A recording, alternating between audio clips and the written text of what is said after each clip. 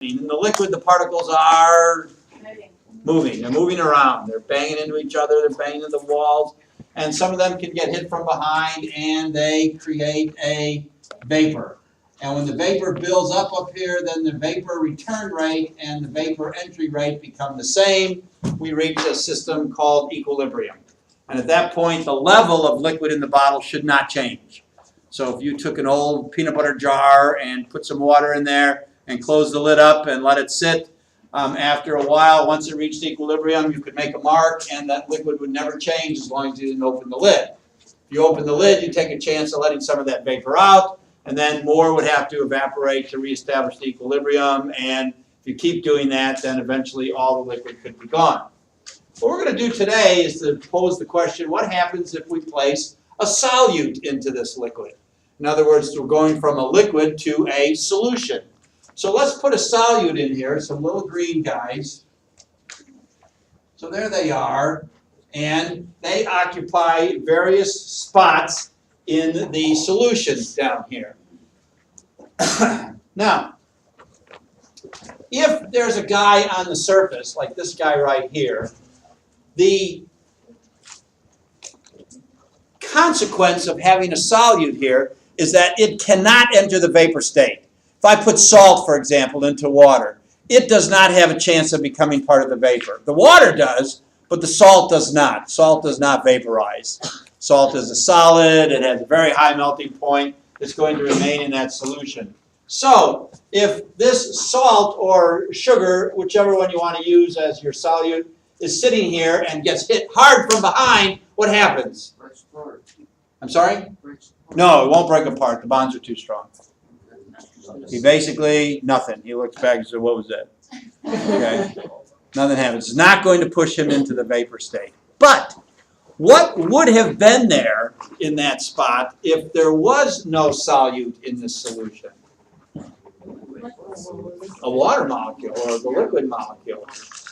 If the liquid had gotten hit hard from behind, did it have a chance of becoming part of the vapor? So, by having a solute in here, what have I done to the vapor pressure, or the amount of vapor up here?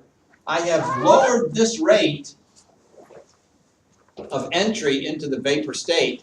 And if that rate is lowered, and this rate stays the same, then it's coming back faster than it's entering the vapor state, which means I'm going to lose some vapor particles. And then that will reestablish this rate to the point where once again they are equal to each other. And I reestablish the equilibrium. But I reestablish the equilibrium with a lower vapor pressure. So what I find is that, as a colligative property, when I make a solution, the vapor pressure of my solution is less than it was as a pure liquid. Okay, so you said the salt lowered the vapor pressure. The solute will lower the vapor pressure. The solute lowered the vapor pressure, and then it had to reestablish equilibrium. It reestablishes equilibrium with a lower vapor pressure. Okay. So the first colligative property we see is that if you create a solution, the vapor pressure of that solution will be less than the vapor pressure of the pure solvent. So if we're talking water here at room temperature, there's a certain vapor pressure for water. If I make a solution, if I put something into the water, that vapor pressure is lowered.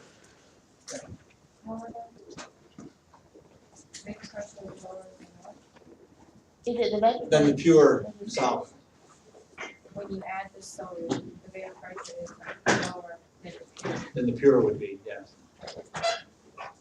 So you said the vapor pressure of the solution is less than the vapor pressure of the Pure solvent.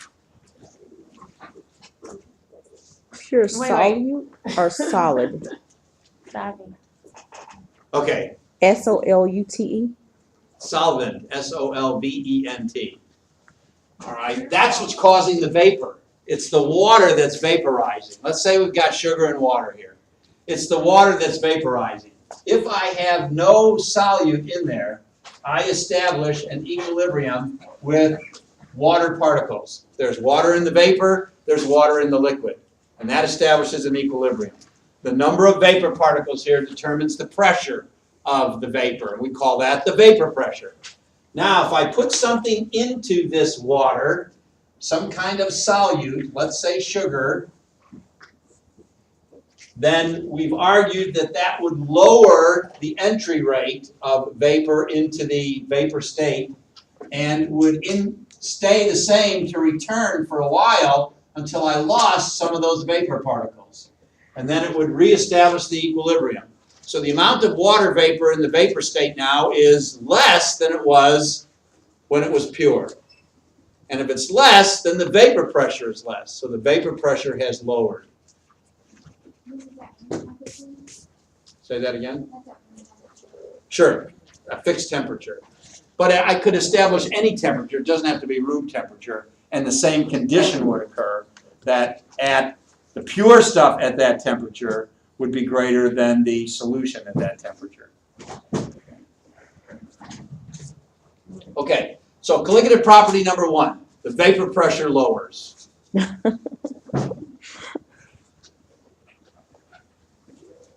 Colligative property number 2, we can actually use this to decide on colligative property number 2. If the vapor pressure lowers, remember how the vapor pressure was related to the boiling point? When did something boil? When the vapor pressure equals Atmospheric pressure. So when the vapor pressure of my substance, my liquid, equaled the atmospheric pressure, boiling occurred. Well, if I have now lowered that vapor pressure, is it going to take me a higher temperature to get to the point where the vapor pressure will re-equal the atmospheric pressure? Yes. Yes, I'm going to have to heat this hotter. So that means what? The boiling point actually increases This number 2? if I make a solution. Second colligative property. Boiling point increases. I have a question. I thought so. The vapor pressure is not. So the relationship between vapor pressure and boiling point is opposite. Is not like directly related. It's inverse. I don't know what that means. I was like, I thought that if the vapor pressure lower, the boiling point will lower. Or Okay, here's the atmospheric pressure. 1 atmosphere. If I have pure stuff, here's my vapor pressure. And so at that point, what happens? The vapor pressure is equal to the atmospheric pressure. So it's boiling. This is boiling. Now I'm going to make a solution.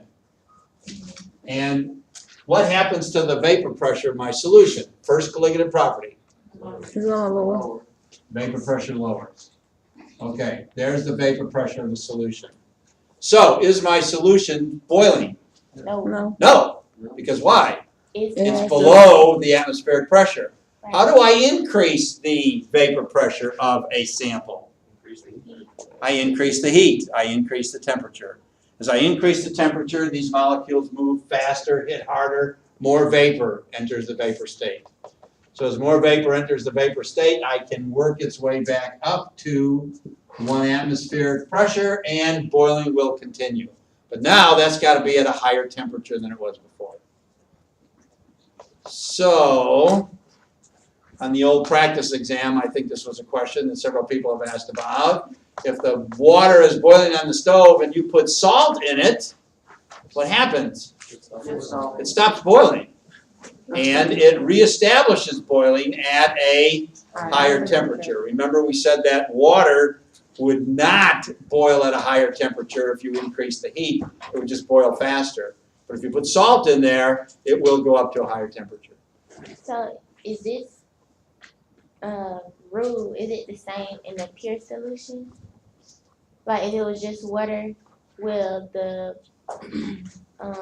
if the vapor pressure lower the How are you going to lower the vapor pressure in the pure sample?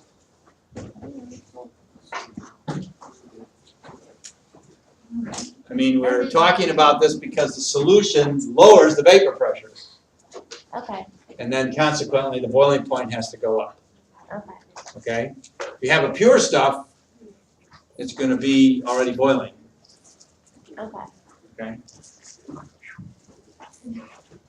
Number 3, are we ready for number 3? Let's approach this from a different way. I have a beaker of water. In that water, I have an ice cube. This is pure water, pure ice cube. The water is at 0 degrees centigrade. The ice is at 0 degrees centigrade. I put the whole thing into a magic box. And the magic box is a perfect insulator. Is there such a thing? No. But in our minds there can be. A perfect insulator, which means what? Can energy get in there? No. Can energy get out of there? No. No. So if no energy can get in and no energy can get out, what happens to my system here? It stays the same. It stays exactly the same. The ice cannot melt because that requires energy to do that, and energy can't get in. The water cannot freeze because that requires the release of energy, and the energy can't get out. So it's stuck in this condition right here. Now, that doesn't mean that there isn't something happening, because what happens is liquid molecules are striking the ice cube and getting attached to the crystal structure all the time. They are going from liquid to ice. Say what? Yes, it's true. They go from liquid to ice. But at the same time, ice particles leave the crystal structure and become part of the liquid. And statistically, what happens? 1 for 1. Every time one comes in, another one leaves. So does the mass of my ice cube ever change? No. But the makeup does. If I could name all the molecules, Billy, Shirley, Beulah, Michael, and so forth, we would find that the makeup of the ice cube would change over time, but not the total mass, because Billy would come in, Michael would leave. All right? Now, I introduce my solute. I drop some sugar in. Here are the sugars. What are they doing in the solution? Sorry? Floating. They dissolve. They're dissolved in the solution, and they are moving around. They're banging into the walls, the floor, and maybe banging into the ice cube. But here's the deal. Ice will not let in a foreigner. It will not let a sugar molecule into its crystal structure. So when that sugar hits the ice cube, what happens? It just bounces off. Does not become part of the crystal structure. But if that sugar had not been there, what would have hit the ice cube at that point? Water. A water particle. And that would have a chance to becoming part of the crystal structure. So by putting in sugar, a solute, what happens to the rate of particles going to the solid state? It decreases. It decreases. And if I want if this rate stays the same, what happens to my ice cube? It's going to get smaller. It's going to melt. If I want to stop the ice cube from melting, what do? I have to slow down this rate. And I can slow down this rate by lowering the temperature. If I lower the temperature, it's going to be harder for ice crystals to leave the solid state. And I could reestablish the equilibrium. But at a new temperature, which is lower than the original temperature. So the third colligative property is the freezing point will always go down. Decrease. You know this. You know this by several ways. In the wintertime, if we're having an ice storm, what do you go out and put on your driveway?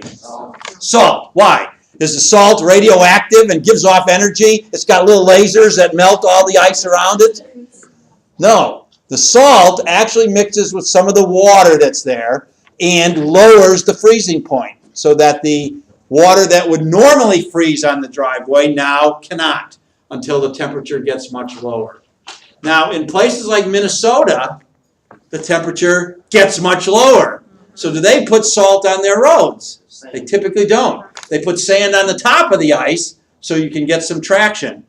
But in places where the temperatures are right around freezing, moderately so, Chicago, Atlanta, if we're having a bad winter, an ice storm, they will put salt on the roads, and it's an effective way to keep the roads from freezing. You also know this by the radiator that you have in your automobile. What do you put in your radiator? Antifreeze. And that's something that mixes with the water, creates a solution, and lowers the freezing point so that your engine cannot freeze on a freezing night until it gets considerably lower. So you're saying the sugar that you put in there, it lowers the freezing point? I'm saying that the freezing point of the solution will lower when I put sugar in there, yes. Or salt, or alcohol, or antifreeze, or any kind of solute Lowers the freezing. will lower the freezing point. So, test question. Coffee with cream and sugar, coffee black. Which one freezes first? Coffee. Coffee black. Because it Okay, because it's got the higher freezing point. The cream and sugar would lower the freezing point more, acting like an antifreeze, protecting it. Dr. Braun, what does Yeah. colligative mean? Colligative means that it's a property that depends upon the amount of solute, not necessarily on what the solute is. So for example, will this effect take place with sugar? Say yes. Yes. Will it take place with salt? Yes. Will it take place with a different salt? Yes. Will it take place with alcohol? Yes. Antifreeze. Yes. Doesn't matter what the solute is, all that matters is how much. The more you put in there, the greater the effect. Gotcha.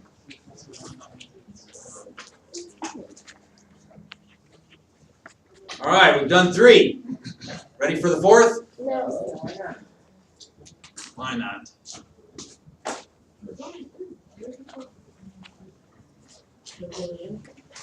I have a tube, a pipe. I'm going to put water into that pipe. So I have some water over here, I have some water over here, and in the middle I have a magic wall. Yeah. And this magic wall has a property of, it's totally invisible to the water. So the water doesn't even know it's there. It's like a screen door. Okay, if you throw a bucket of water through a screen door on a person, are they going to get wet? Yes. Because the water passes right through. Okay, so the wall does nothing to the water. The water, and what are those water particles doing? They're moving. So some are moving to the right, and some are moving to the left. And so there's an equal rate of exchange here. But my magic wall will stop any solute from passing through. So if I put sugar in one side,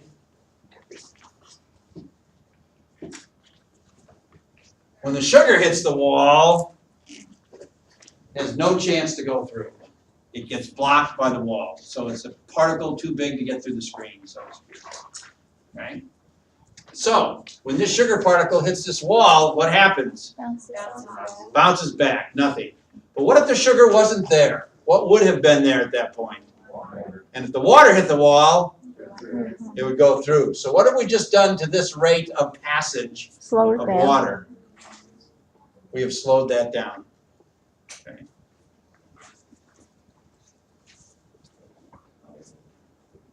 So more water is passing into the right side than is passing out of the left side. If I want to stop that from happening, what I have to do is I have to somehow increase the pressure over here. I have to push harder this way, forcing more molecules to go that way, stopping some of these from coming this way. That difference in pressure, so we're saying P2 has to be greater than P1, that difference in pressure is called the osmotic pressure. And this process is called osmosis. Osmosis is a process whereby if you have a magic wall, by the way, the magic wall is generally called a semi-permeable membrane. It's a membrane. Semi-permeable means it's halfway permeable, usually lets the water through, not anything else. So a semi-permeable membrane, then the water will flow from the less concentrated side to the more concentrated side, or from the side without solute to the side that has solute. What if there's solutes in both sides? Equilibrium is established. Equilibrium will be established if the concentrations are equal. If this is a weaker concentration than this, it'll still flow this way, trying to make it an equilibrium. Because as the water leaves this side, what happens to this concentration? It decreases. It increases. The water leaves, I have more solute per water, and as the water comes over here, the concentration Oh, decreases. So it's trying to get them back to equilibrium again. Do we have examples of this? Yeah, here's a good example. I have a cucumber. I take that cucumber whose skin is a semi-permeable membrane, and I put it into a salt solution we call brine. All right? That means outside here, there's a very high salt concentration. Inside, there is a low salt concentration. So, will water pass through the skin of the cucumber?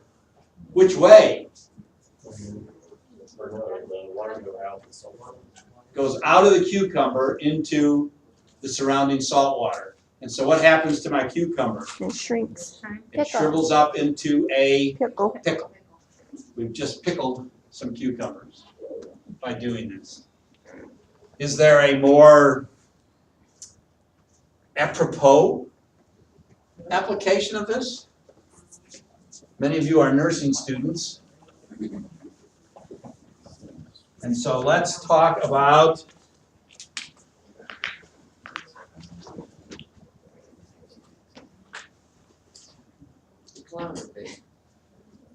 Oh my gosh.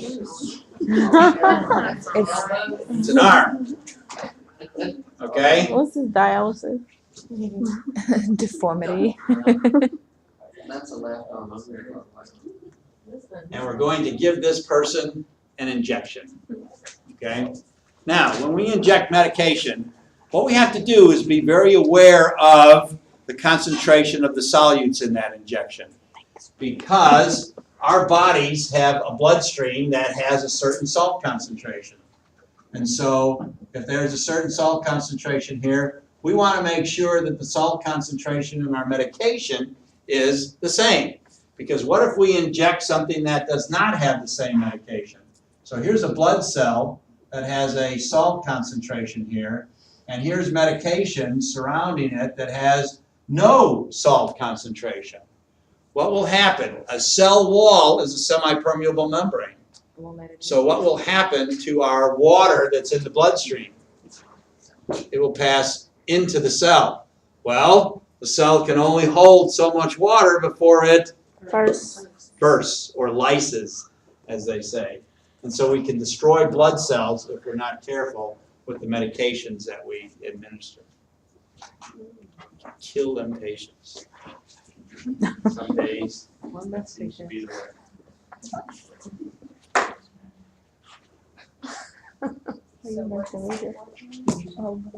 Osmosis.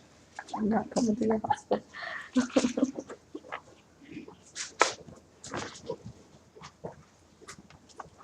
So I have a question. You said why did you have to put more pressure on the right end? Well, I have water flowing this way Uh-huh. and a limited supply going that way. Mhm. I want more to flow that way. So where would I put the pressure? On that side. On this side. And that pressure that I have to put on there to reestablish the equilibrium is just called the osmotic pressure through this process called osmosis. So why would the left side have more solute than the other? Or not more solute, but The left side would not. Oh. The right side has more solute. no, it was concentration or something. I think that was Well, just right now, the right a- side would have a greater concentration because the concentration here would be 0. Okay. Okay? And so the net effect of osmosis is dilution. It always flows from the more concentrated from the less concentrated side to the more concentrated side. So it tries to dilute it, get it back to being what it could be equal to the other side. So what was the fourth, there was a fourth property. Yeah. That was osmosis. Osmosis. Okay, osmosis is when solvent flows through external permeable membrane into a solution. Correct. But, you said the cucumber, the water from inside the cucumber goes out through this semi-permeable. That's right. Where's the concentration greater?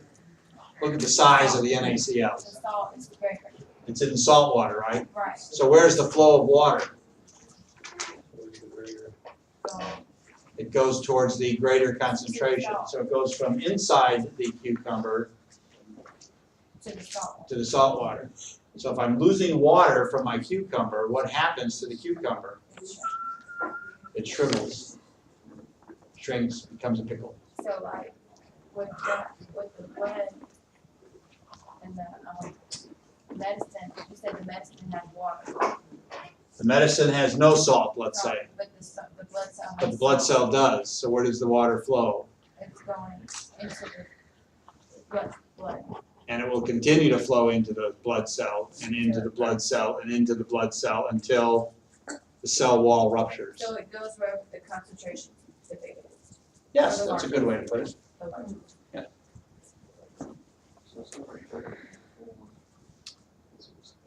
All right, questions? Freezing point always goes down. We call it freezing point depression, but it means that the freezing point always gets lower. Boiling point always gets higher. Yes, number one, vapor pressure gets lower. If you have a solution, the vapor pressure is lower than the pure stuff. If you have a solution, the boiling point is higher than the pure stuff. That's number two. Number three, if you have a solution, the freezing point is lower than the pure stuff. And number four, if you have a solution, osmosis will occur. With water. Well, it'll actually work for any fluid, but we use water because it's the most common example. Okay. Thank you. All right, we spent some time talking about solids, and I even passed some salt around so you could look at the crystal structures of at least one particular substance, ordinary table salt. But there are other types of solids that we should mention. There's a type of solid where the difference between a crystal and this other type of solid is that crystals have very ordered arrangements. Remember, that was the point we made about the salt. The sodium ions, the chloride ions, one and one and one and one and one and one in a very ordered fashion, like oranges stacked at the grocery store. We looked at the slides that had the picture of the crystal structures and so forth. Very ordered, neat arrangement. There are solids that are made up by randomly placing particles together. And when this happens, we call it an amorphous solid. Amorphous.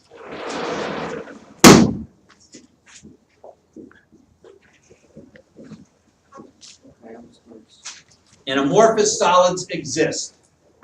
And they can be contrasted with crystals. One of the most important parts of a crystal, or properties, is that they have very sharp melting points. Water is a crystal. So let's think about water. Where does water melt? 0 degrees centigrade.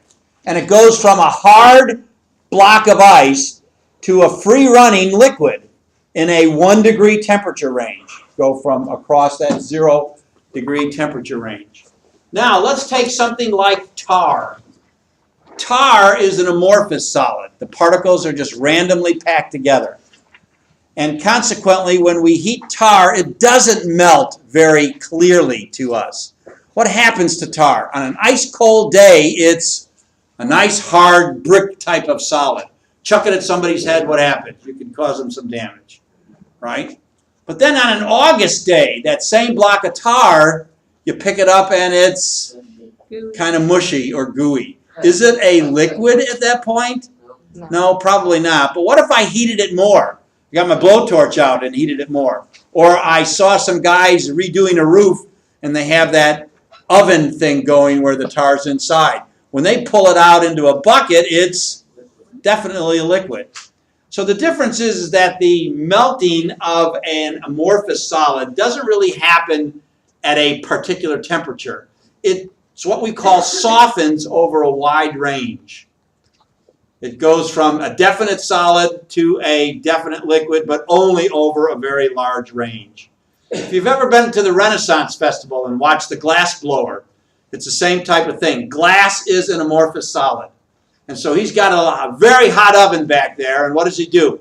He dips a aluminum pipe into the pot of glass that's liquid, and he pulls out a kind of runny but very viscous wad of glass on the end of that pipe, which he can then blow into and create neat little figurines, mugs or vases or whatever he's trying to design in that process. And by heating it, it softens the glass, and when it cools off, the glass hardens. In fact, there are some scientists who argue that glass itself is not a solid, but it's a liquid that's extremely viscous. And there's actually some proof for this. If we look at some cathedral windows over in Europe that have been hanging in the frames for centuries, and take them out and cut them and look at the cross section, we generally find a shape like this. Now, this is a little exaggerated, but it's thinner at the top than it is at the bottom. And the theory is that by hanging in a frame for a century or two, the glass has actually been flowing downward all that time due to gravity because it's truly a liquid, but it's an extremely viscous liquid, and it's thicker at the bottom than it is at the top. And these are characteristic of amorphous substances. Another amorphous substance is, favorite toy of mine, silly putty. Silly putty is a good example of an amorphous liquid. Now, we would have to say, what is silly putty? We say, well, it's a solid, because how many solids you can take and bounce off the floor, that's pretty much evidence that this is a solid.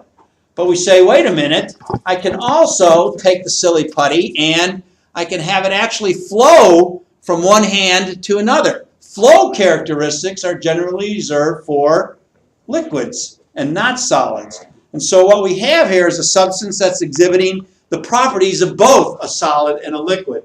And so we're in that gray area, which we call it an amorphous type of solid.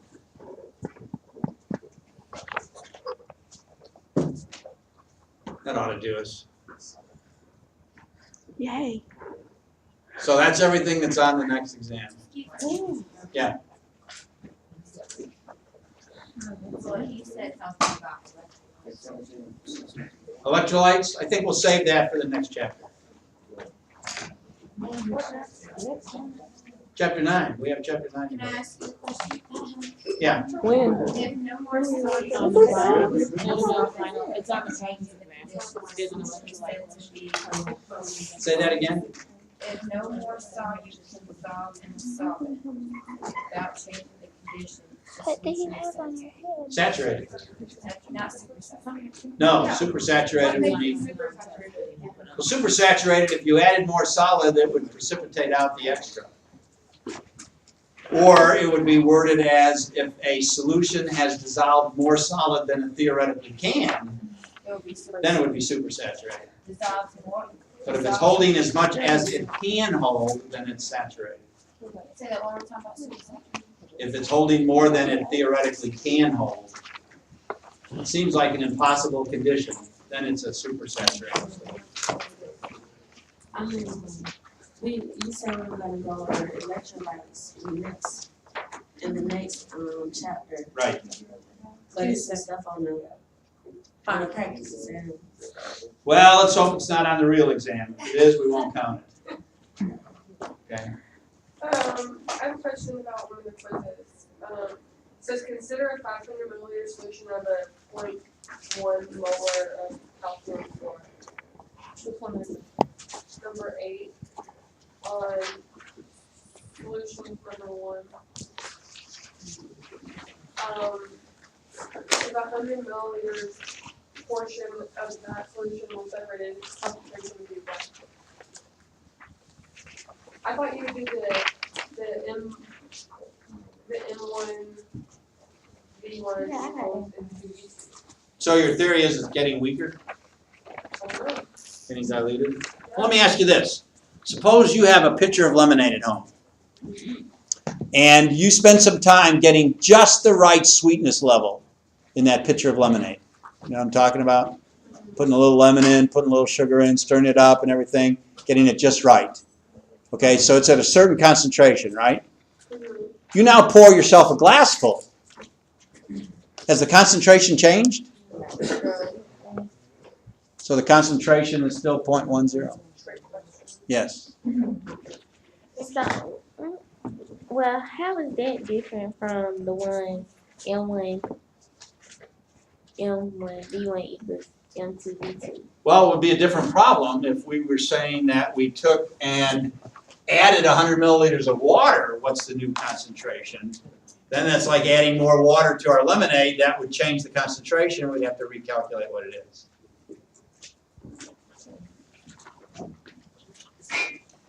Dr. Barber, we have a formula sheet for this exam.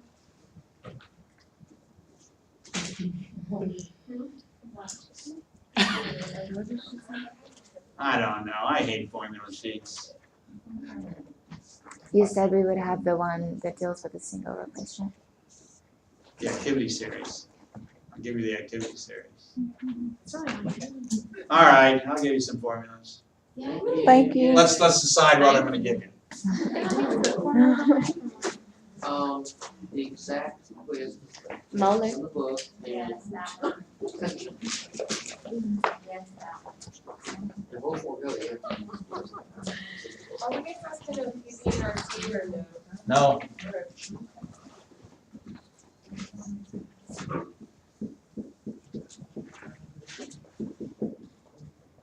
Oh my God, where was I when that came up?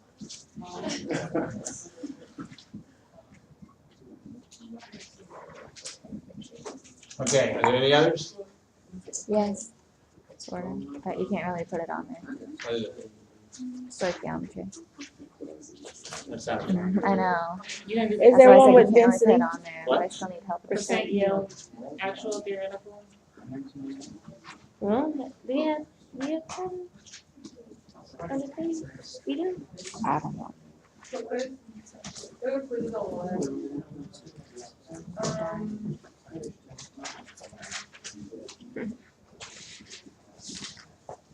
Quizzes on water. I have a question. It says, it's given, you have 100 milliliters and you have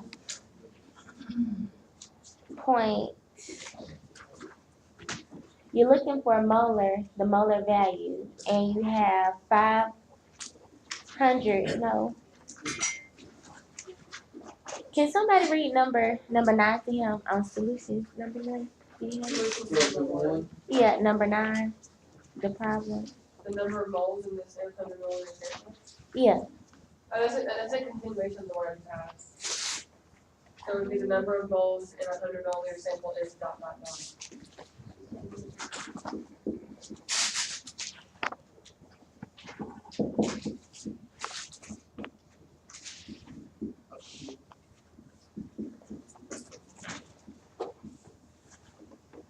What's wrong with this picture? you need the liters. Can I solve for X?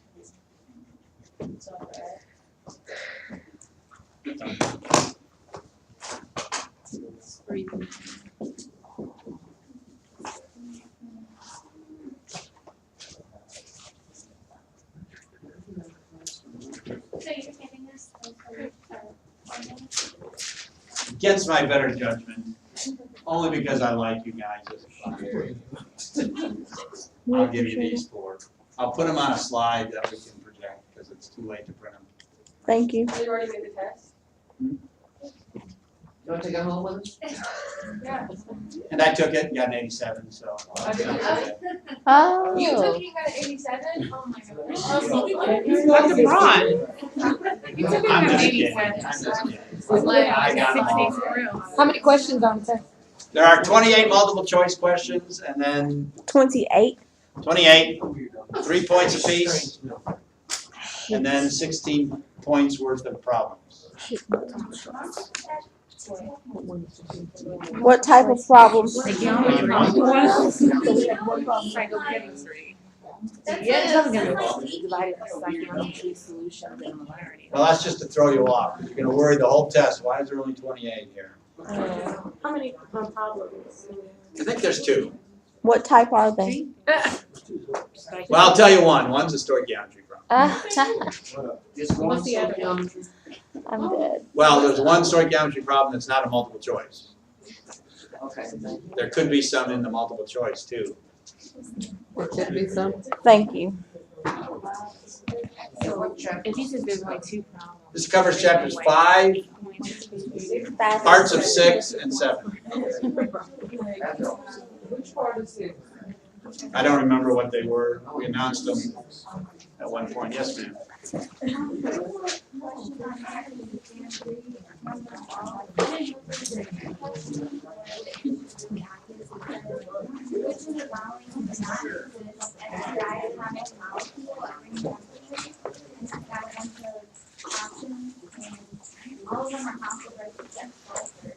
So that's it. So one. Well, if you know Hankelbrief, it's obvious. If you don't remember Hankelbrief or know what that meant, then it wouldn't be obvious, so yeah. So that would be like that question on the last test, how many electrons would fit into an orbital? Obvious answer is 2, that majority of the class missed. Okay. Can you repeat the So I can question? imagine people saying, oh, sulfur's too obvious, it must not be that. I'll put nitrogen because I know that's a diatomic. Yes. Okay, this question is asking for Oh, the molarity of NO3, and it's given that you have 4.83 grams of CaNO3 and and it's 250 milliliters.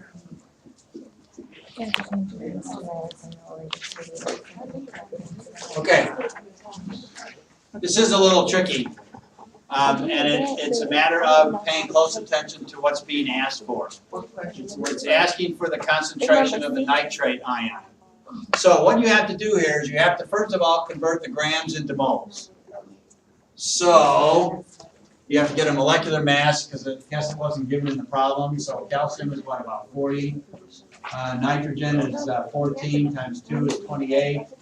Oxygen, you've got 6 of them, 16, 96. So 14, 164. So you have 4.83 grams times 1 mole over 164 grams. This will give you the number of moles of calcium nitrate that you have.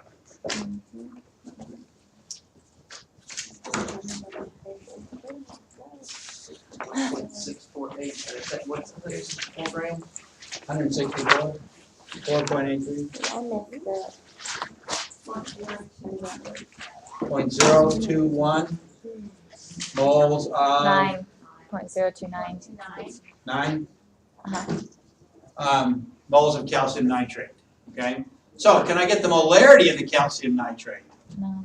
Well, that should be pretty easy. Uh, The molarity would be 0.029 moles over 0.250 liters.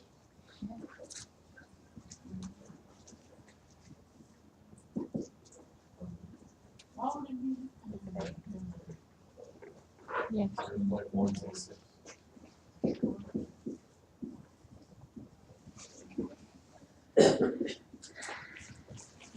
But the problem is asking for the concentration of nitrate.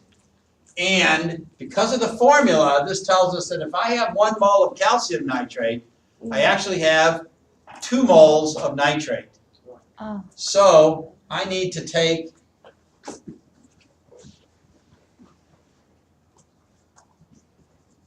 my calcium nitrate and multiply by 2 moles of nitrates for every 1 mole of calcium nitrate.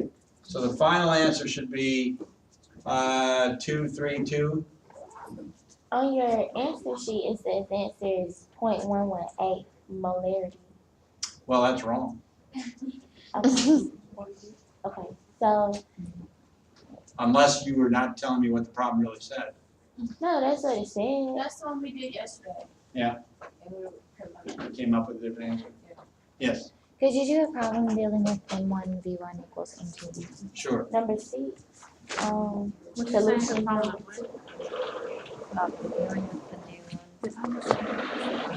Actual. No, the M1 V1. That's the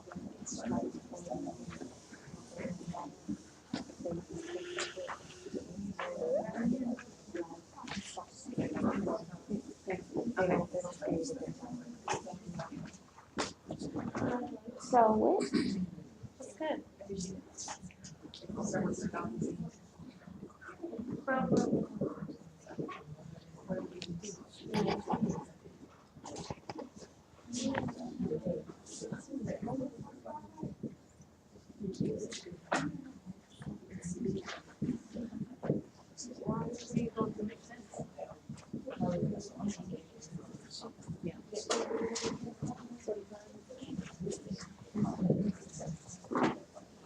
So here's one, 24 milliliters of a 0.113 molar sodium chloride solution is diluted to 833 milliliters.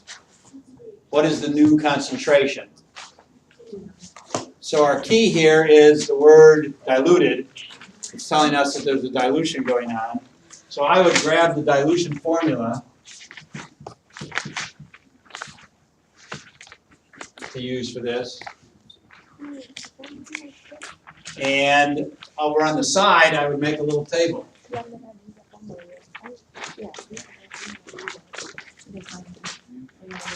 And I'd read the problem, 24 milliliters. Is that a volume or a concentration? Volume.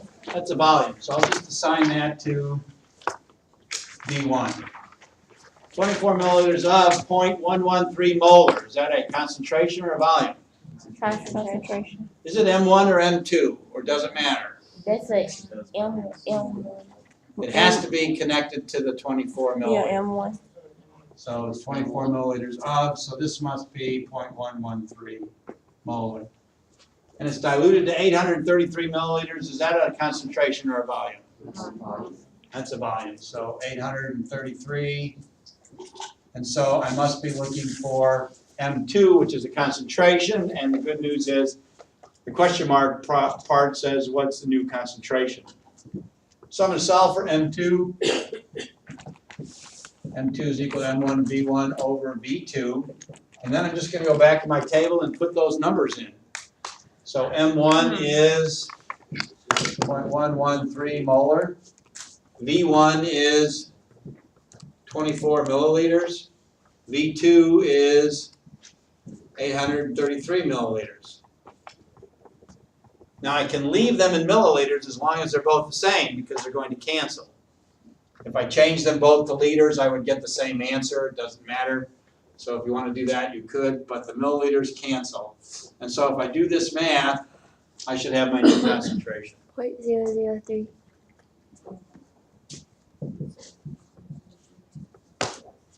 Hold on.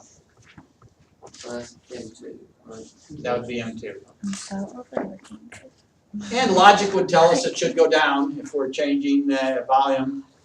Go down quite a bit because we're changing the volume quite a bit. So that seems to be the case with our numbers. What if it went up? Then I would look for my mistake.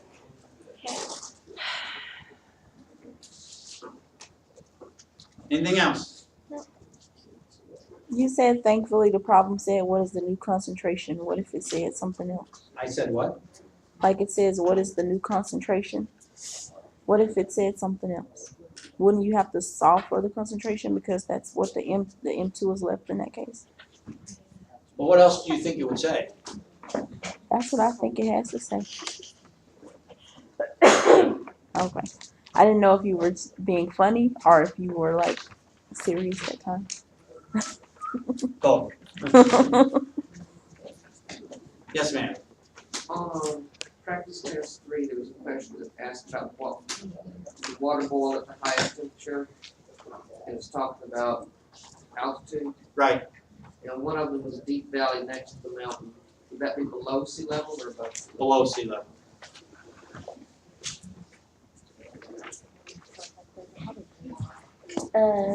This question is asking for liters of AgNO3 and it's given 0.2500 molarity AgNO3 and 50.0 grams AgNO3. And you want to know the volume? Yeah.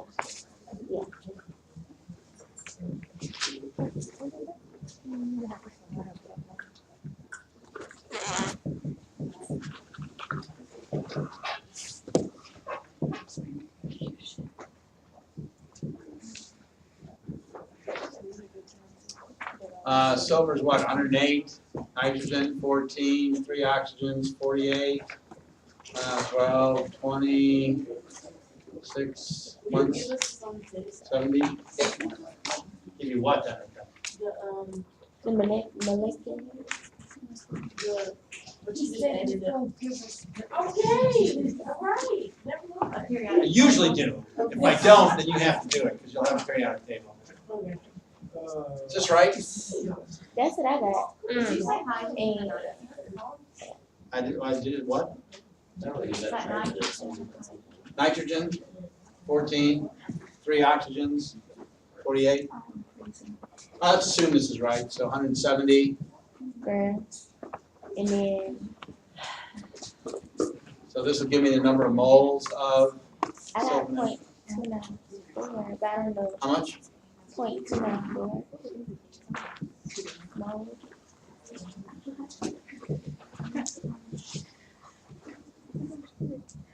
Can you solve for the volume?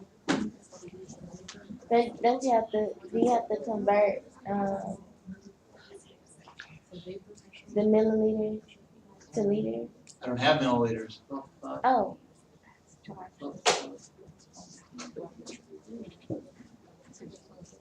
I divided 0.2500 by molarity by 0.294 moles. And you would end up with 1 over the volume. Mm. So you would have to invert that to get your correct answer. Okay, so how do you get it?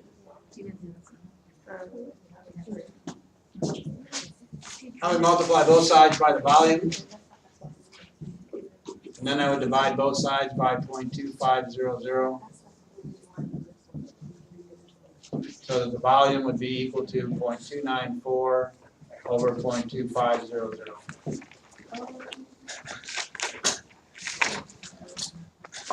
On. Okay. Any others?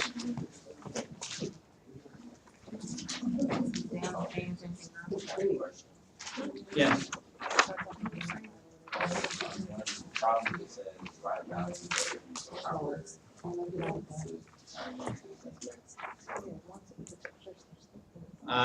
That's impossible.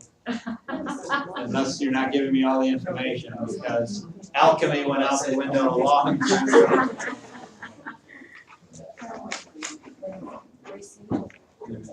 He's saying, okay, some copper is produced by reaction of copper sulfate.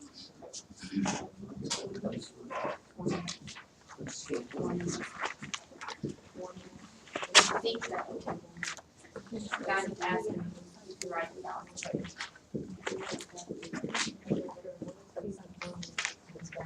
I think it's balanced. On the problem, the answer that you provided is different. The answer that was on the answer sheet is different than the calculation. Your answer said, Which problem? This one right here? yeah, it said, it was 1177 milliliters, but the question asked per liter. What do you get when you do this? 1.1. Yeah, it's 1 point, We have to multiply by 1,000. That's a milliliter. That's liters. If okay. you want milliliters, you would multiply by 1,000. So 1177 milliliters would be correct. Okay, So it's the same. I have one, Yeah. Number 5, on practices in 3, it says, complete and balance the following reaction. Okay. It's KOH plus H2 SO4.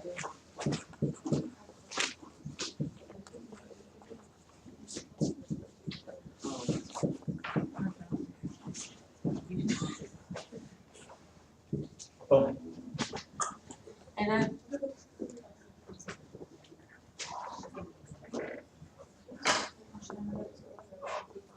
Is it missing a bar? Because it's saying, that's not even one of the options for you.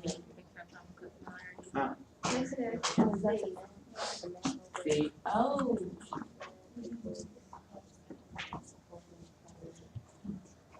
Okay, Yes, ma'am. number 21 with practice test, I couldn't figure this one out, since that was a reaction of H3PO4 with magnesium hydroxide. Use the smallest whole number you can, the coefficient of where the magnesium hydroxide will be, no loss.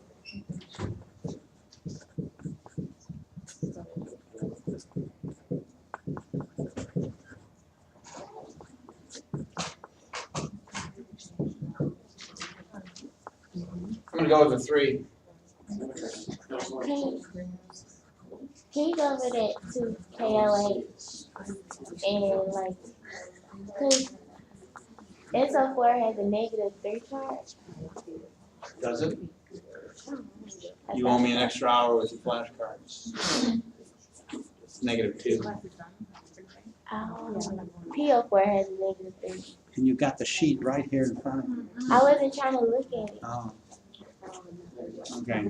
Yes, ma'am. Do we have to memorize that sheet where, with the, Activity series? yeah, No, okay, that'll be provided. okay.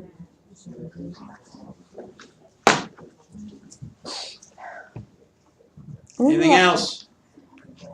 I have a question, but it's probably like I need to ask one-on-one. Okay. maybe. And when do we need to use that activity sheet? Any single replacement reaction, you should be consulting the activity series.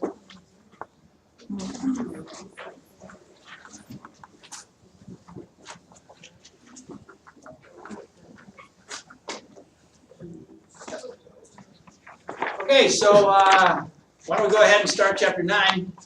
No.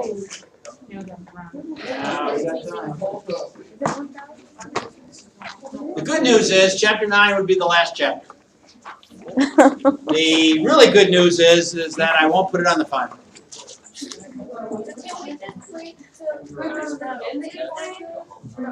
Wait, chapter 9? You've got 15 minutes yet, so. Chapter 9 isn't gonna be on the final? Chapter 9 will not be on the final. I'm not gonna put it on the final. So why are we? 9, answers and bases.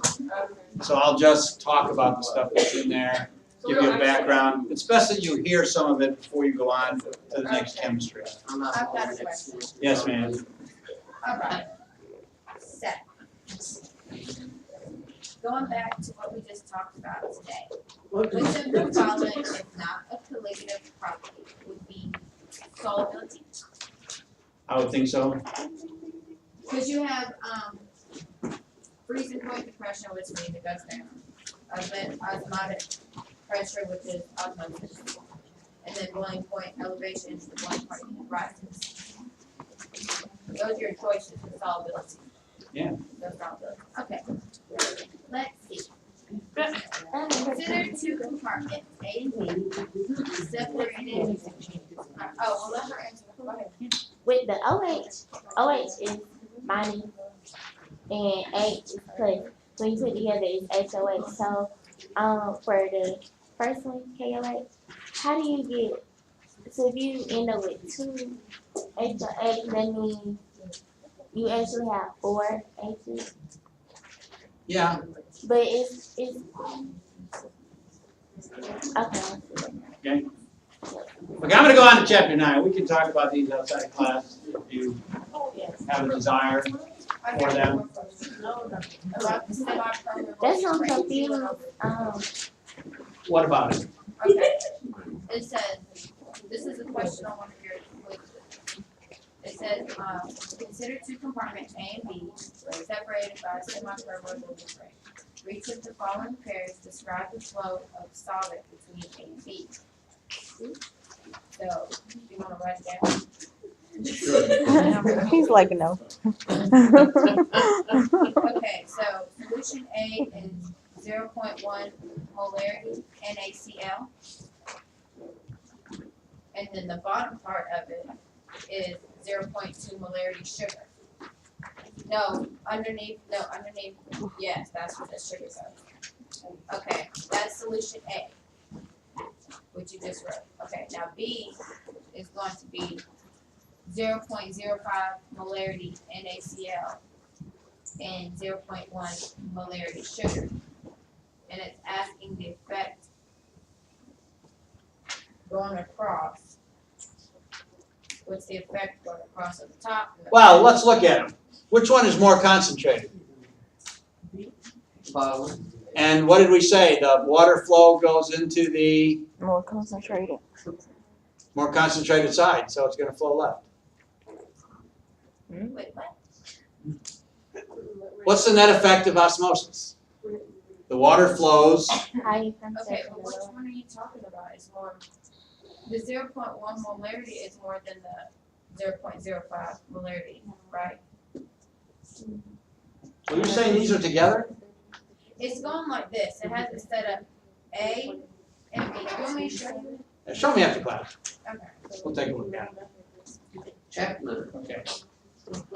All right, chapter 9 deals with acids and bases.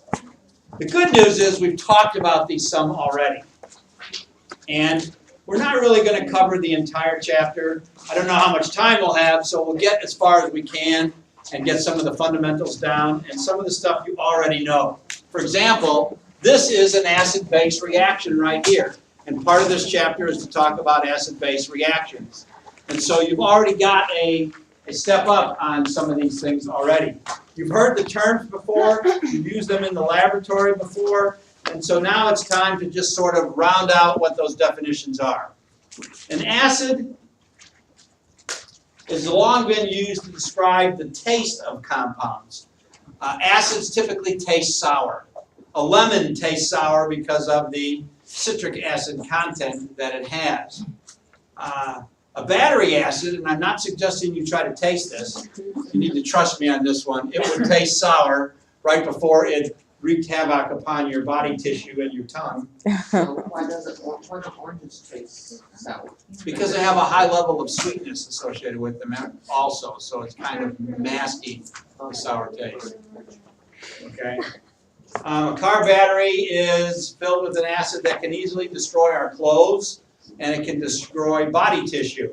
If you have any holes in your clothing from the laboratory this semester, if you look back, it was probably an experiment that used sulfuric acid. Sulfuric acid is a pretty nasty acid, it's battery acid, and if it gets on clothing or body tissue, it tends to do some damage. There's also acids found in beverages, like if you have a Coca-Cola and you take a look at the ingredients label, you'll see that phosphoric acid is one of the components that's present in many soft drinks.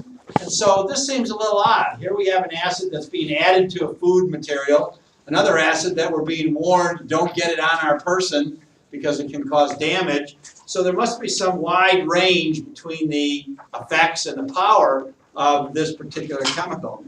And the answer is that that's true. So what's the commonality among these substances if they all define what are called acids?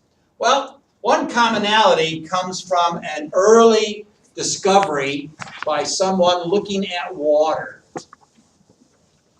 What we find is that water can undergo a self-ionization. So liquid water can actually break down into hydrogen ions and hydroxide ions. Now it doesn't do this very well. It establishes a chemical equilibrium. We've talked about equilibrium inside bottles that have liquids and so forth. But there's chemical equilibrium that exists as well. These are chemical reactions that go both in the forward and the reverse direction. And when this equilibrium is established, there's very little of this stuff, very little of the ions. About 1 out of 10 million water molecules actually breaks down into ions. But it's enough for us to be able to measure it and to deal with it. Now you'll notice that when the water breaks down, we get both a hydrogen and a hydroxide. So what we find is that an acid substance is something that we put into water that will increase the hydrogen ion concentration. And it will make it larger than the hydroxide ion concentration. Now, how is that typically done? As we said earlier in the course, an acid was a chemical substance whose positive guy was hydrogen. So HCl, for example, when we place it into water, the HCl breaks apart into hydrogen ions and chloride ions, and you can see that we get an increase or an influx of hydrogen ions. And we increase the number of hydrogen ions. And when that happens, then the solution is said to be acidic. Bases, on the other hand, deal with hydroxide. If we were to put sodium hydroxide into water, it would break apart into sodium ions and hydroxide ions. If we increase the hydroxide ion amount, then we are creating a basic solution. And so these are things that you're probably already familiar with. We defined acid and base earlier as an acid being a compound whose positive guy was a hydrogen, a base, a compound whose negative guy was hydroxide. And now we see why, because it's giving us those specific ions and creating a difference between the amount of hydrogen and the amount of hydroxide, which tells us the character of the solution. This is one theory of acids and bases. It's called the Arrhenius theory. It's named after a guy named Arrhenius who sort of came up with the whole idea. But it's not a best look at acids and bases. The best look at acids and bases comes from two guys named Bronsted and Lowry. And so we call them Bronsted-Lowry acids and bases. And there the difference is subtle but real. A Bronsted-Lowry acid is defined as a proton donor. Proton donor. Sounds different, but in fact, it really isn't. Because talk to me about the hydrogen atom. What do you know about the hydrogen atom? It's a hunk of proof, but I'm just talking about the atom, not the molecule. It's got 1 as a molecular weight. It's got 1 electron and 1 proton. Okay? Now, talk to me about the hydrogen ion. It has no electrons, and so it's basically a proton. So, when we say proton donor, we're actually saying hydrogen ion donor. And what was this definition? In essence, it's a hydrogen ion donor. So the difference between Bronsted-Lowry and Arrhenius acid is virtually nothing. There's no difference between them. But in the case of a base, there is. A base in the Bronsted-Lowry system is a proton acceptor. And now it can be different. Hydroxide works because I can write a reaction where hydroxide reacts with hydrogen to form water, like so. And that has accepted a proton. If you look at the action as it goes from the left side of the reaction to the right side of the reaction, it has done that. But I can also do it with something other than hydroxide, ammonia.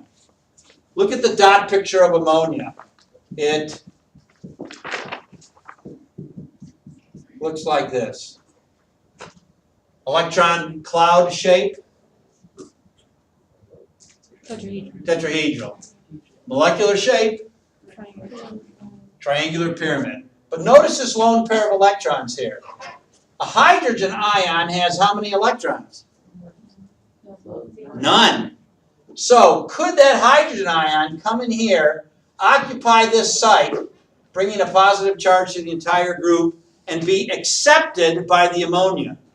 The ammonia is a proton acceptor, and therefore it's a Bronsted-Lowry base, and it has nothing to do with hydroxide. So the definition is broadened a little bit for us when we look at things like ammonia as opposed to an ordinary chemical base, which is just hydroxide. Now, one of the things that we concern ourselves with is, how do these things take place? Well, remember, we talked about that as well. We put HCl into water back in the solution chapter. And what did we find? The water molecules gather around that HCl. The HCl is what? Polar or nonpolar? It's polar. And it's got a positive end and a negative end. Remember, water is attracted to that. And in this case, the water attraction is so strong, it actually separates these two guys from each other. And they exist as separate ions, the hydrogen ion and the chloride ion. Now remember, in the water, these guys are surrounded by water molecules in a specific orientation. What part of the water molecule would be pointed in towards the chloride? Positive, The positive hydrogens. What part would be pointed in toward the hydrogen? negative The oxygen. negative oxygens. And that helps to stabilize them in the solution. So we know how acids can take place and create these hydrogen ions or hydroxide ions, simply from our discussion of solubility. So on next Tuesday, which is our last class day, we'll try to knock out a little bit more of Chapter 9 for your future development.